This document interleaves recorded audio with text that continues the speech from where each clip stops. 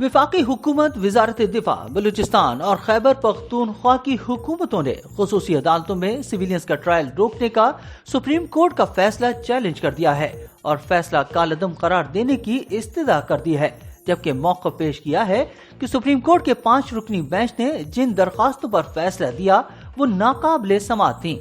सिंध हुकूमत के बाद वफाकी हुकूमत, वजारत दिफा और बलूचिस्तान हुकूमत ने भी खुसूसी अदालतों में सिविलियंस का ट्रायल रोकने का फैसला सुप्रीम कोर्ट में चैलेंज कर दिया है।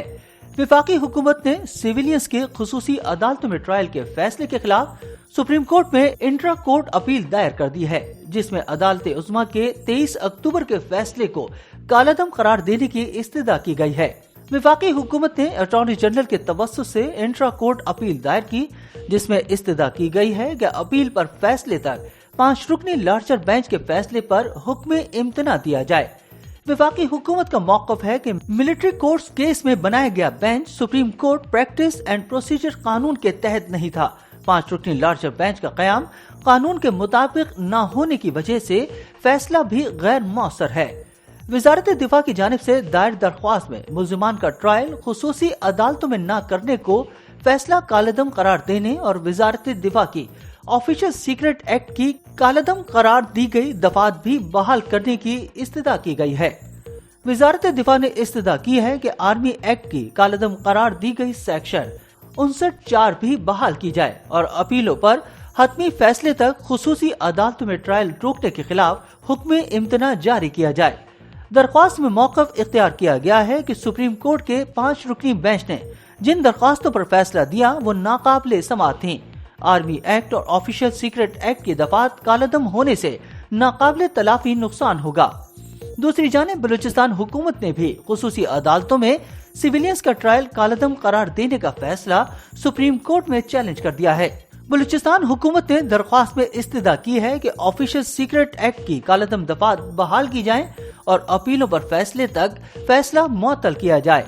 दरख्वास्त में बलूचिस्तान हुकूमत ने मौका पेश किया है कि सुप्रीम कोर्ट ने नाकाबिले समाअत दरख्वास्तों पर हुक्म जारी किया।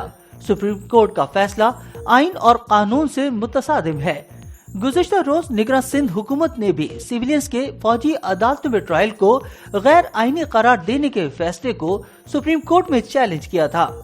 सिंध हुकूमत ने सुप्रीम कोर्ट में दायर दरख्वास्त में फौजी अदालतों में सिविलियंस का ट्रायल रोकने का फैसला कालअदम करार देने की इस्तदा की और अपील पर फैसले तक सुप्रीम कोर्ट का फैसला मुअत्तल करने की भी इस्तदा की। सिंध हुकूमत की दरख्वास्त में कहा गया है कि फौजी तंसीबात पर हमलों के मुल्ज़िमान का ट्रायल फौजी अदालतों में ही होना चाहिए। सुप्रीम कोर्ट ने कानून और हक़ाइक़ का दुरुस्त जायजा नहीं दिया। दरख्वास्त में सिंध हुकूमत ने इस्तदा की कि आर्मी एक्ट और ऑफिशियल सीक्रेट एक्ट की कालअदम दफात बहाल की जाएं। निगरान सूबाई हुकूमत ने मौक़िफ़ इख्तियार किया कि मुल्ज़िमान ने खुद दरख्वास्त दी कि उनका ट्रायल फौजी अदालतों में ही किया जाए। वाज़ेह है कि सुप्रीम कोर्ट ने 23 अक्टूबर को फौजी अदालतों में सिविलियंस का ट्रायल कालअदम करार दिया था और 6 सफ़ात पर मुश्तमिल मुख्तसर तहरीरी फैसले जारी करते हुए लिखा कि आर्मी एक्ट सेक्शन D2 की ज़ेली शिक़ें 1 और 2 कालअदम करार दी जाती हैं। तहरीरी फैसले में आर्मी एक्ट सेक्शन 59(4) भी कालअदम करार दी गई। फैसले में कहा गया कि फौज की तहवील में मौजूद तमाम 103 अफराद के ट्रायल आर्मी कोर्ट्स में नहीं होंगे। 9 और 10 मई के वाक़यात के तमाम मुल्ज़िमान के ट्रायल मुतालिका फौजदारी अदालतों में होंगे। तहरीरी फैसले में कहा गया कि सिविलियंस के फौजी अदालतों में होने वाले किसी ट्रायल की कोई कानूनी हैसियत नहीं होगी। सुप्रीम कोर्ट का कहना है कि खुसूसी अदालतों में ट्रायल के बारे में फैसले पर तमाम जजेस मुत्तफिक हैं। आर्मी एक्ट की दफात कालअदम होने पर जस्टिस याहिया आफरीदी का फैसला महफूज है।